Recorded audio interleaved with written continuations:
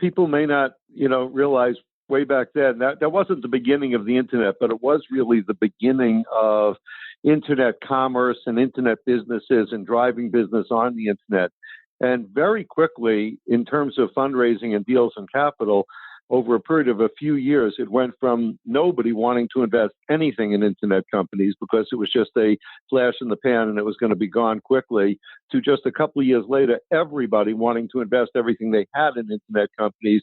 Even the worst ideas and the worst internet companies in history didn't matter. Anybody could raise any amount of money they want. So it went from nothing to everything pretty much overnight.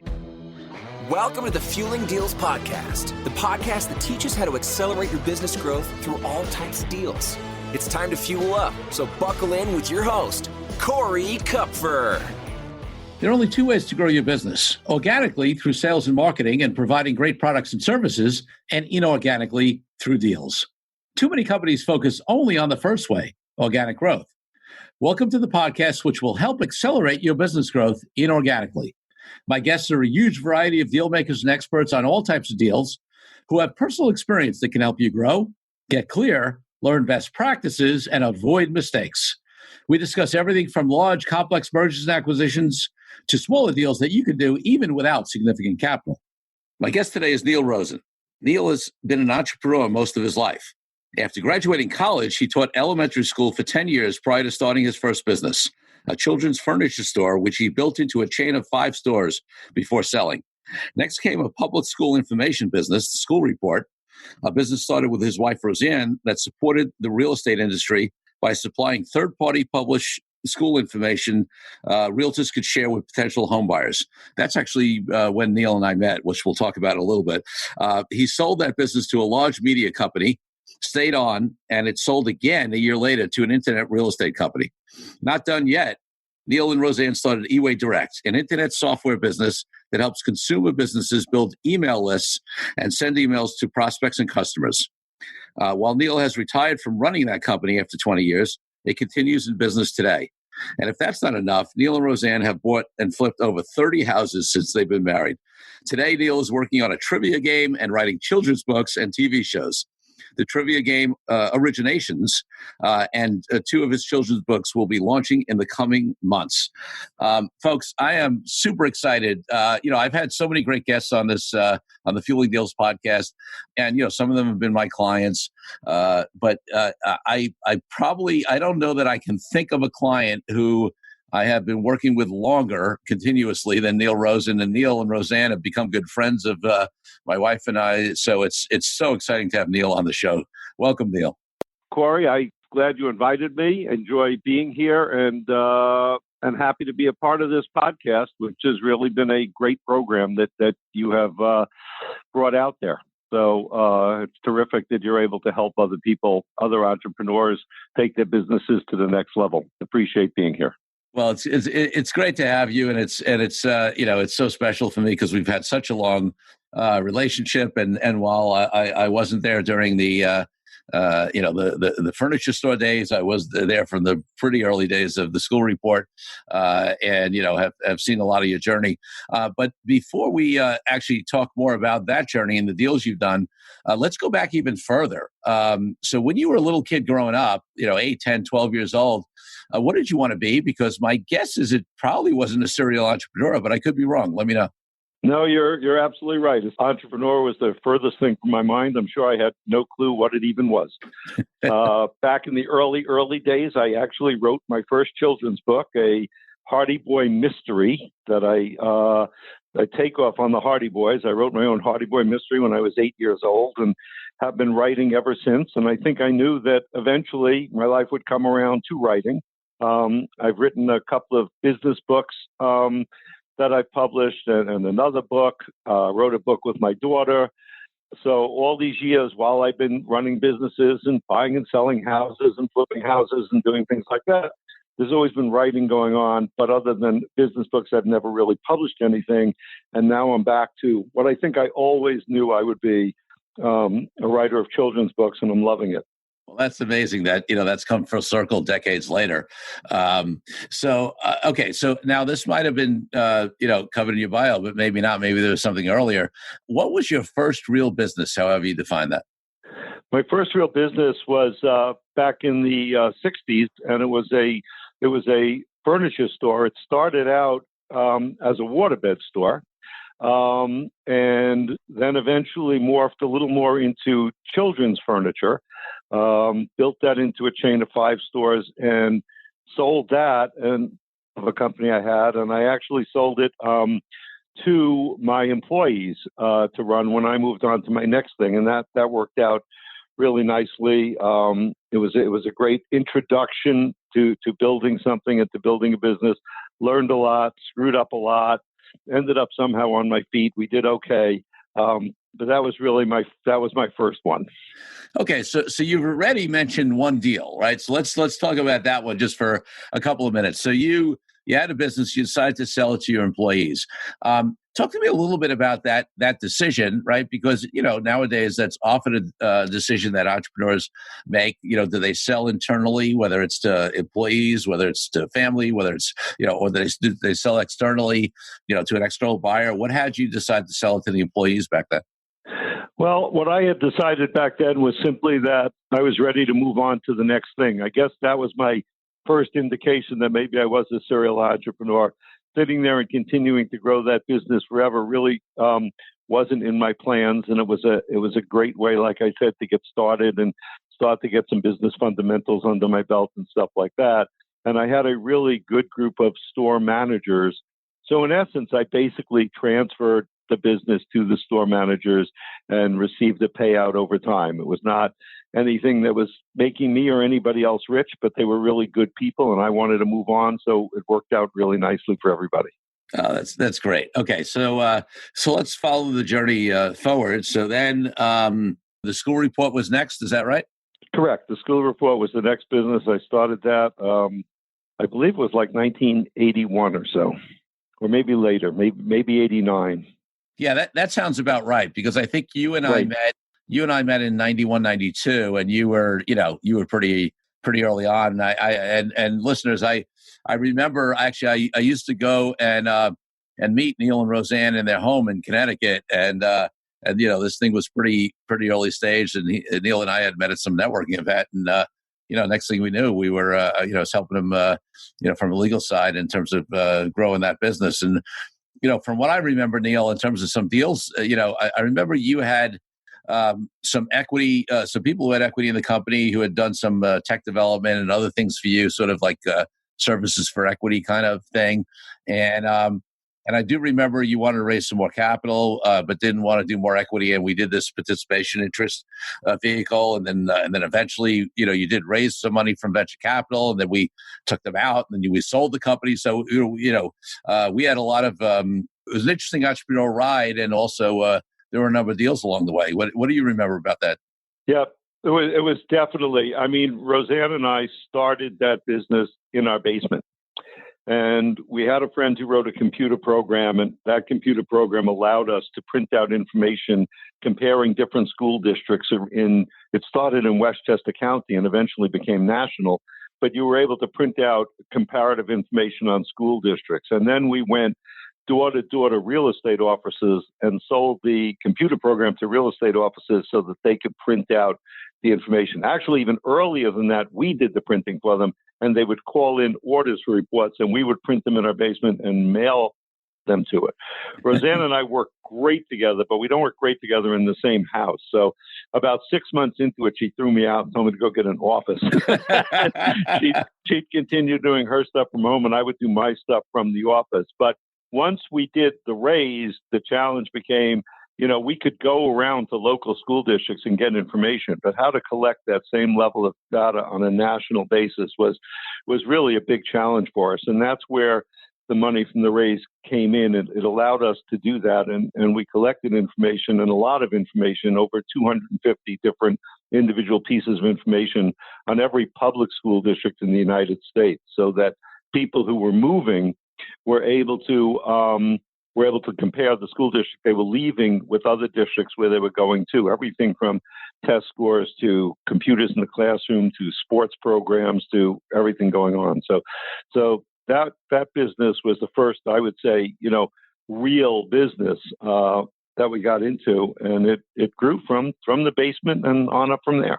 And especially for the younger folks listening, let me set the scene here, because you might think gathering data, wasn't that different. This was pre-internet, folks. Okay, this business started. Oh, Let's point that out. This business started pre-internet, and that's why Neil said people would call stuff in, or I remember there's a point of people started faxing in orders, and they would snail mail these reports. Right. That's how that was the time. So to gather data back then was a very different ballgame. And in fact, what was interesting about that, and this is one I was intimately involved in. I remember, Neil, when the internet was really starting to come in, you were smart enough to realize that as basically an information company, things would move that way. And we won't say who it is, but I remember the VC firm wasn't investing in internet at that time in terms of being willing to put up more money, right? Yeah, that's exactly right. And what you say, so long ago, you don't even really think back that far. But we used telephones. We were calling every school district, and we were calling athletic directors and principals and superintendents and all different people to try to get information on the schools. So yeah, it was a very different world there in terms of being able to collect information. And then what happened was, and it's really, you can understand it. I don't think it was anything that was brilliance as much as the fact that we had tried a whole bunch of things in terms of distribution models, and none of them really were building the company fast enough or growing the company fast enough. And then when the internet really started to happen, we moved in that direction, probably just for no other reason than, okay, well, this seems to be hot. Let's try it and let's see what happens. And it ended up changing our entire business model, because our business model had been sell the information to real estate agents in order to, give them information they could give out to the public, because there were laws back then that didn't allow real estate agents, probably still are, to tell the public, we have great schools, or our schools are better than that school district, or this or that. Now they had the information from a third party that they were able to hand out. But when we went on the internet, the model really morphed dramatically, and we started to give information directly to the public in terms of them telling us when they were moving, where they were moving. The information was free to the public online. So we actually became one of the very, very early internet lead gen companies. And we were generating in 97 or 98, 60,000 leads a month kind of thing, that we were able to then sell to moving companies and mortgage companies and insurance companies and everybody else people get involved in when they're moving. Yeah, and I remember an early discussion that you and I had in which we talked about the value of the data, because if you think about it, folks, if you've ever moved, usually right after you move, you start getting stuff from the local dry cleaner and, that kind of stuff, because they've checked the real estate records and seen that a title, has changed. Somebody's bought a home. But what Neil had back then was the ability to know when people were about to move, because people ordered these reports when they were looking in different neighborhoods. And, that was the kind of data that, so that opened up a whole set of people who were interested in getting, to people who hadn't moved yet. Like a mortgage company is useless after, if they find out after you've moved, right? So that data, became valuable. So I want to talk a little bit about, break down some of the deals you did, because obviously that business had organic growth, right? Like you said, originally you had a subscription model, basically, right, where real estate agents paid I'm forgetting whether it's an annual fee, a quarterly, something to get the unlimited reports is what I remember in the beginning. And so, you grew that organically, meaning, just hustle and getting more real estate agents signed on. But you also grew the business through, a few different types of deals. I mentioned this participation interest at the time. I know this one intimately because we structured it, but, at the time, Neil wanted to raise this is pre-VC. He wanted to raise some additional capital, but he didn't want to give away more equity. So we did a vehicle where people would get a percentage of the monthly subscriptions or annual subscriptions, whatever it was, from the real estate agencies in a certain territory in exchange for the money they invested. So that was the first deal. Right, and that was like an alternative to franchising. Yeah. Yeah. So, yeah. So, right. People would now right. And they wouldn't sort of, they wouldn't run, those, but they invested in them and they would get a cash flow from those areas. And then obviously, you needed more money and then you went the VC route. So, talk to me about some of the, there's been, so many people who have, VC money is crucial to the growth of their business, and it makes all the difference. People have bad experiences with VCs. I'm not asking you to comment specifically on your VC, but what was some of the lessons generally that you learned about raising capital from that experience? Well, there was like you say, there's good and bad to all of it. I mean, the VCs, by raising capital, gave us a chance to really grow the business. They provided the money we needed in order to take the company from being a regional company to being a national company. And most of the money they invested was spent on growing the business. So it was probably, from their perspective and our perspective, a little premature as compared to investing in growing the business. They invested in building the structure out so we would then be able to grow the business. And when we got to that point and had the data and was starting to grow the business, the model kept changing. We tried this, it didn't work fast enough. We tried that, it didn't work fast enough. We tried this, it didn't work fast enough. And then finally, we went back and in talking to them said, we want to move this to an internet model. And as you had mentioned before, it was incredibly early in the internet days. And they kind of looked at us like we had 2 or 3 heads and basically said, you have tried 43 different things and we really don't have a lot of faith the 44th is going to work. So we'd prefer to just, at this time, we'd prefer to just pull out.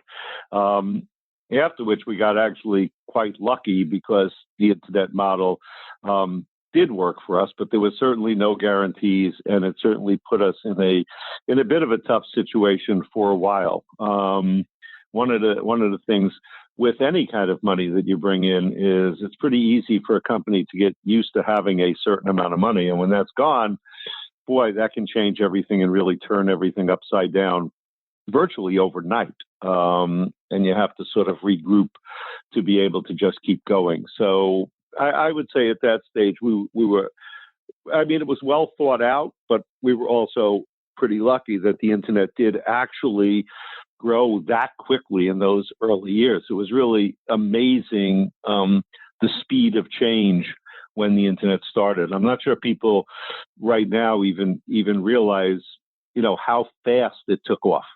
Yeah, there's so much in what you said because, so I want to sort of break a few things down for the listeners from a deal point of view.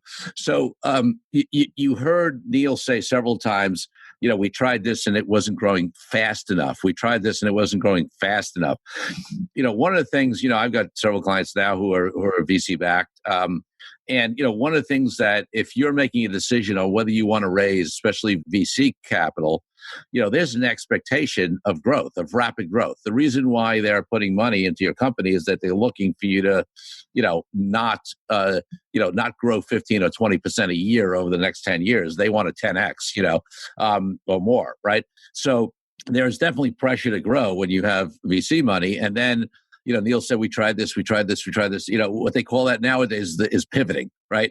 They've come up with a great name for it. You heard it in tech companies. When somebody says we pivoted, it means we failed at whatever business model we thought was going to work, and we're trying something new. So, but back then they didn't have the. I don't think they were using pivot, but Neil pivoted many times. As is typical of a lot of entrepreneurial companies. And then, it seems crazy now that a VC wouldn't, jump on for the ride, because somebody was going on the internet. But if you were around back then, nobody, knew if the internet was a fad or how fast it would grow, or it was new technology. It was brand new, and nobody knew. Neil was so early. So, those are some of the interesting things about that deal and that relationship. And we actually ended up doing a deal to not only would they not put in more money, but we actually did a deal to take them out. They still had some equity, but we we cut a deal to sort of, take them out at a discount, which actually ended up working really well, Neil, right? Because you ended up, after the internet model started to, take hold, and also we were at a time when people were buying, internet companies at good valuations. You actually then got an offer to buy the business, right? Right. That's exactly right. And that was also a really interesting deal. People may not, realize way back then that wasn't the beginning of the internet, but it was really the beginning of internet commerce and internet businesses and driving business on the internet. And very quickly, in terms of fundraising and deals and capital, over a period of a few years, it went from nobody wanting to invest anything in internet companies because it was just a flash in the pan and it was going to be gone quickly, to just a couple of years later, everybody wanting to invest everything they had in internet companies. Even the worst ideas in the worst internet companies in history didn't matter. Anybody could raise any amount of money they want. So it went from nothing to everything pretty much overnight. You saw that, right, Corey? No, absolutely. I mean, God, I remember some of the internet companies I worked with back then as a lawyer, and their concepts, and and the amount of money they were able to raise, and obviously, most of them failed. And it was similar, right, in the M&A market. I mean, you guys actually didn't raise additional venture capital at that point, but you were able to, get to a point where somebody was interested in buying the company, right? Right, but this was very, very different. This was interesting, and this was a great deal for a number of reasons.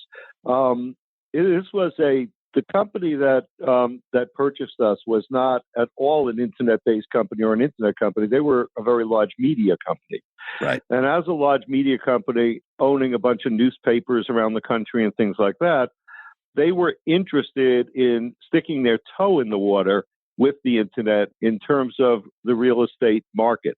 And they had purchased a small company about a year before they purchased us, a small company in the real estate industry. The company actually sold internet tools like mortgage calculators and moving calculators and things like that. And they were a great little company, and we had done some business with them, and they knew us. And so they came to us and wanted to buy us to help them build it out, to bring us together with that company they had already bought, one and one, hopefully three or four. And it was a very different experience because we were working with a long-term, old-time company in the media industry who had done tons and tons of acquisitions and really knew how to go about it and knew how to set it up. So the knowledge base behind us and the help we were given at that point to turn this company into something bigger was absolutely amazing. One of the things I would say that was different for me for the first time is, as the entrepreneur, I spent much more time not on doing the deal, which was done, as you know, Corey, but on the plan of what was going to happen once the deal was done and how the companies were going to work together and how they were going to merge and where the revenue was going to come from. So really a much more strategic deal and a much better thought out growth plan after the deal was done to allow the companies to grow. Yeah. So a few things on that, listeners. So this is what, we call a strategic buyer, right? It wasn't a financial buyer. So it wasn't like a private equity firm that was just buying it to be able to flip it later. And, this was a strategic buyer who bought it for a strategic reason and merged it with another company in a related, industry. And those deals are always, fascinating deals. A lot of times people are just looking for financial buyers because in theory you can get more money.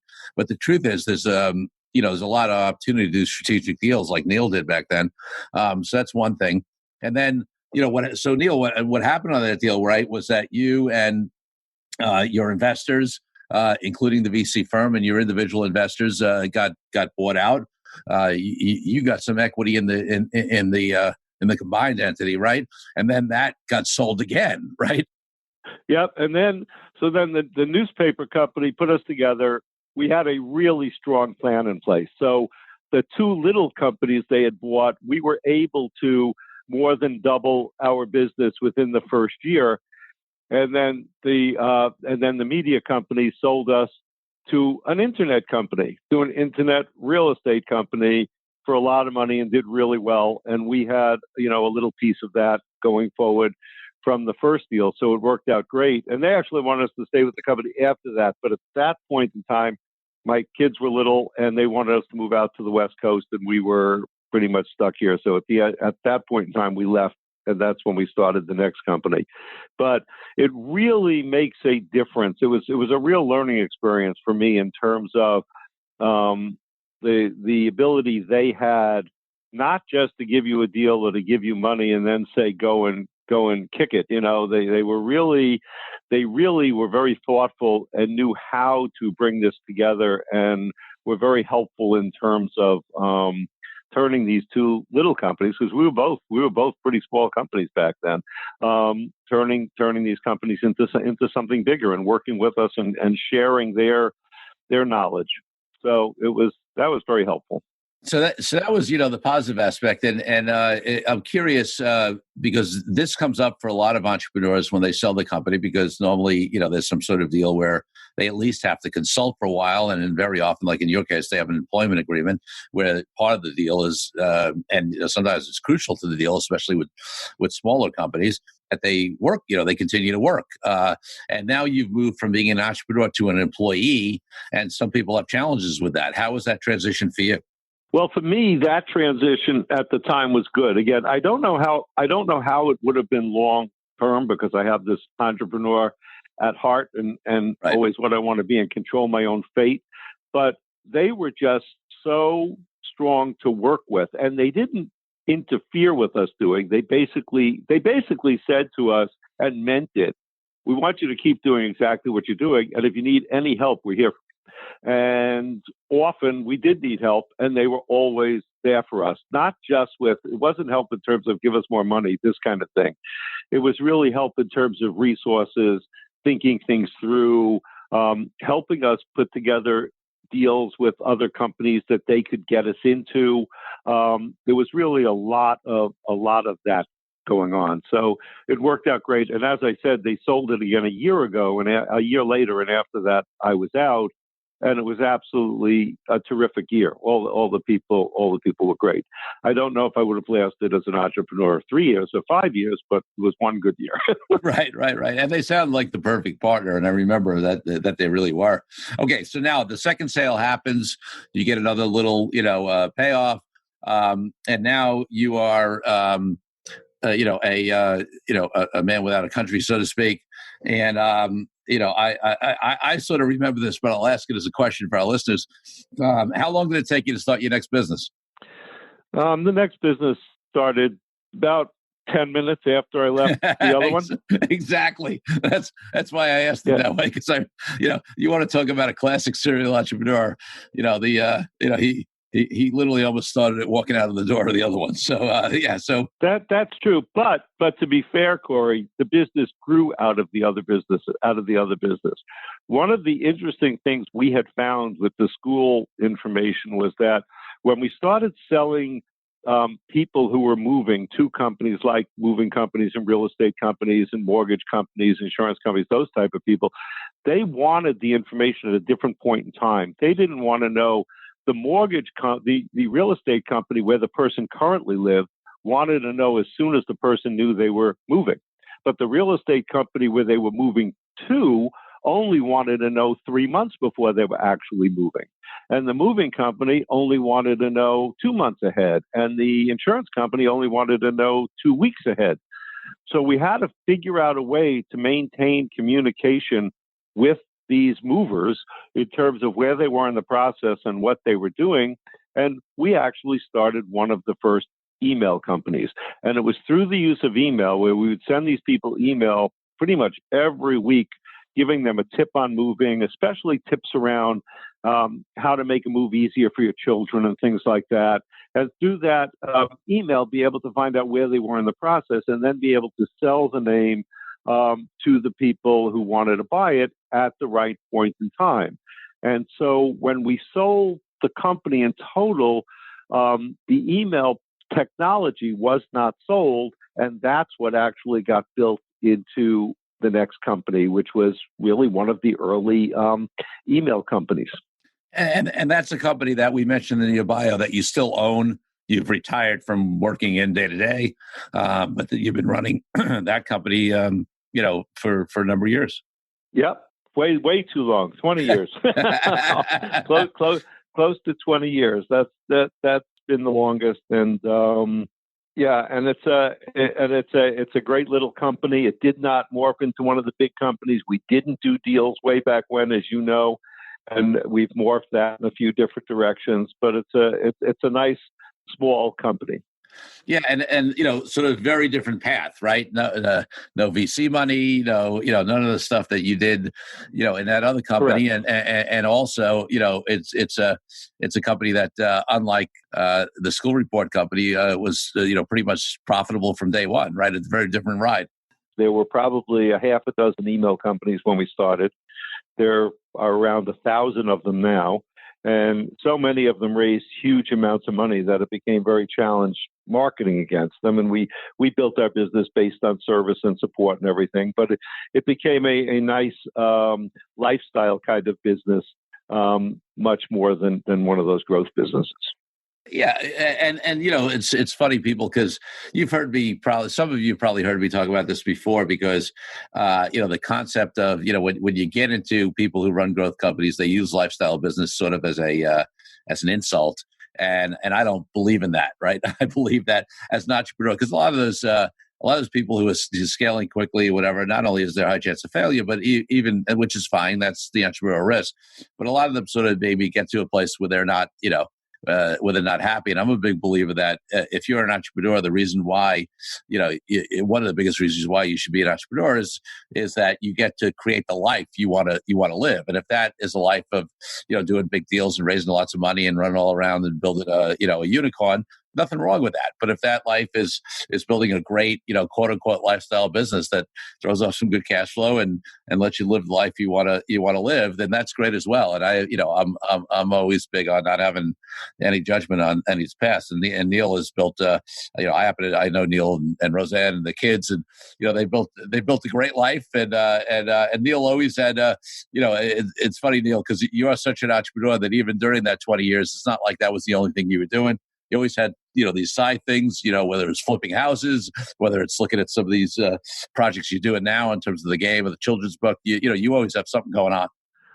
Oh, that's true. And I don't know if you've talked about it, Corey, but you bring to mind a really interesting thought. And I'm not sure if you've talked about it on one of your podcasts that I've missed or something, but it would be really interesting to track. When you track, people on the outside tend to look at companies. And they look at a company that was started by an entrepreneur, and then they raise money, and then they raise more money, and they raise more money, and they become this very big company. They go, wow, that was really a successful company, and it grew huge. I think a very large percentage of the entrepreneurs who started that company aren't part of that huge. And often they run into the same kind of thing where when that money first came in, they didn't grow fast enough. And all of a sudden, they're out, and other key employees they brought in with them are out, and the people who helped them grow the business at the beginning, because there's a real saying out there that entrepreneurs are not really the ones that are going to take it. They're going to get it started, but then you need a more professional management team to get it to be really big. Exactly. So they don't often, the guy who started it isn't on an island on Tahiti as often as you think they are. Yeah, no question about that. And I did, I did have a couple of great episodes with people exactly in that situation. So, and I don't have the episode numbers handy, listeners, but you can just look them up. So, we had Brian Smith on, who, was the founder of Uggs. I mean, an iconic, right, brand. I mean, built into multi-billion dollar, billions of dollars. But, if you look at Brian, he was the consummate entrepreneur. He came over from Australia, started, figuring out that nobody in the U.S. had sheepskin boots, which is a big thing in Australia. And he built that company up. He founded it. He hustled. He sold them out of his car at the back seat. He's, tells a great entrepreneurial journey of the ups and downs. But then he ended up selling that company because, again, exactly as Neil was saying, he got it to a point he can get it to, and then it needed to scale significantly. And the UGG brand of today, was, of course, started and created amazingly by Brian Smith, but taken to the level it's at by the company that acquired it from him. And then more recently, and you could look it up, I had the founders of Naked Wines, who, again, started from nothing. Great entrepreneurial story about, being in a business to help collect money for a client, and the winery didn't have the money to pay them, so they ended up taking the equipment and making wine and trying to sell it on their own, and ended up getting in with this little company that ended up to be Trader Joe's, and then grew it. But again, they got to a point where they sort of capped out and sold the company. So those are two examples of people we've had on the podcast that had exactly the kind of journey that Neil talked about. And in their case, they had good exits with positive deals, with good buyers. Then you have the whole set of people where it's not so positive, where they get forced out of the company, where they get diluted down to almost nothing, where they, lose control of the company, not of their own accord. So that happens as well. So Neil, you're right on. Yeah, and I think that happens probably more frequently than the second case that you were talking, than the first case you were talking about, where they did get a good exit, where they do get forced out, and that's all about how the deal is put together at the beginning. That's one of the reasons why when you're young and you're starting and you have a small company and you're bringing in money, it's real easy to just be super excited about it. But it's important to have somebody who really knows what they're doing, because this happens not once in a while. This happens fairly frequently, and you need to be protected right out of the gate. So Neil, before I want to give you the opportunity to talk a little bit about the fun stuff, the great stuff you're doing now. But before that, any other big lessons in terms of any of the types of deals you've done over time, like just general lessons that come to mind that you want to share with the listeners? Yeah, to me, the biggest lesson is, in my mind, and again, I learned it from the newspaper people, but I've used it over and over again since then. To me, the biggest lesson is it's really, really important to be prepared for what happens after, and to have expectations, and to have a serious plan in place. If you're telling people, I'm going to double the size of my business in 2 years, you better have a really serious plan to make that happen, that you believe in all the steps of the way. And the focus of the entrepreneur during the deal process should be more on being incredibly prepared for what happens the day after that deal is done, and the month and the 6 months and the year, than to worry about getting too involved in the crossing the T's and dotting the I's of the deal itself. Because that's where often, if you walk into that deal and you close the deal and the next day you're going, what now? The likelihood of success is very low.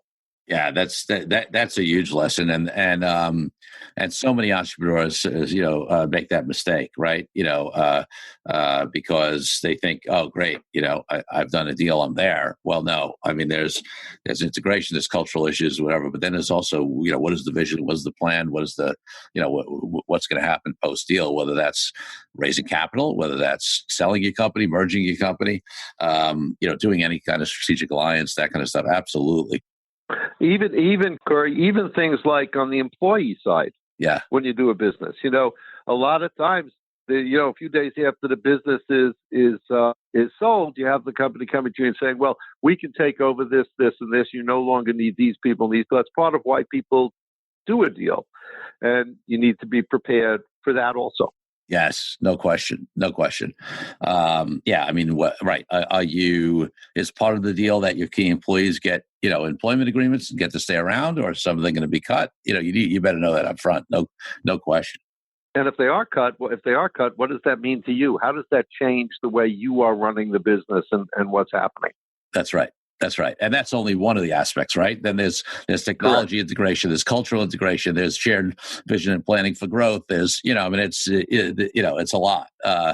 And you're right. As the CEO of the company, I loved when you said, talking about the deal with the newspaper company, the publishing company, that you focused on the future, right? And you had your internal team, and of course, we helped you on the legal side, and et cetera, handling the deal, and you were looking forward. So that's really what ideally a CEO or owner of a company should be doing in those situations. Right. And I don't want to sound like an advertisement for you, but it really is. You get so excited about the deal, and the entrepreneur wants to get so involved in the deal, and it's really the last thing they should be doing. They really need to. It's very hard to picture when you're that young or when you're that small, and then you're going to grow bigger. It's really hard to picture in advance what that company's going to look like, and it's so important for you to be able to do that. That's what you really need to be thinking about. What's the business plan? What's the business model? Once this acquisition or this input of money, what is it going to look like? That's where the focus of the entrepreneur should be, not on doing the deal. That's good, great advice.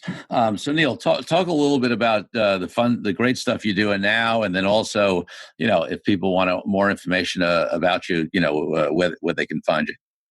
Okay, well, it's easy to find me on LinkedIn, Neil Rosen. You'll see me there, and very easy to find. And boy, and so I was when I was getting ready to retire from this, and I was like, oh my God, what am I going to do now?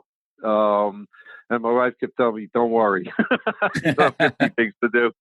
So all of these years I've been doing, like Corey said, it's never enough. So I'm home at night, and I'm writing, or I'm inventing, or I'm doing something. So we, over the last, it's probably been 10 years, Corey, since we started building this trivia type of game. Yep. But now that I have the time, I'm bringing it to market, and we've had all the prototypes built for it, and now we're test marketing it out there with people, and love to get you together with a group, Corey, to play it. And we're doing that. And two of my children's books are now totally done and being put together to publish on Amazon and on other platforms. I'm building my publisher platform, and I'm working on a children's TV show. So everything with me, it's funny. I left teaching, and I was teaching elementary school. And then, the furniture store was children's furniture stores. The school report was all about children's school. So I've always been hanging around that area, and now I am really doing it. So now that I'm going to be publishing, this year I expect to publish at least 6 children's books. Wow. Get the TV show going and the game. So it's really exciting. And I'm not writing all these books today. Over the years, these books have been written, and now I'm just, finishing them, which is much more work than writing them. But still, that's what I'm doing. But the difference with you, Neil, is that and I've talked about this on the on the show and some of the other content I put out, is that so many people write books and self-publish them and think and have no business model and no business sense around it, right? And they think I'm just going to publish a book, and they don't realize that the average book, and by the way, this includes major publisher deals, ads, the whole range of everything. The average book sells under 300 copies, right? 98% of the books sell under 1,000 copies.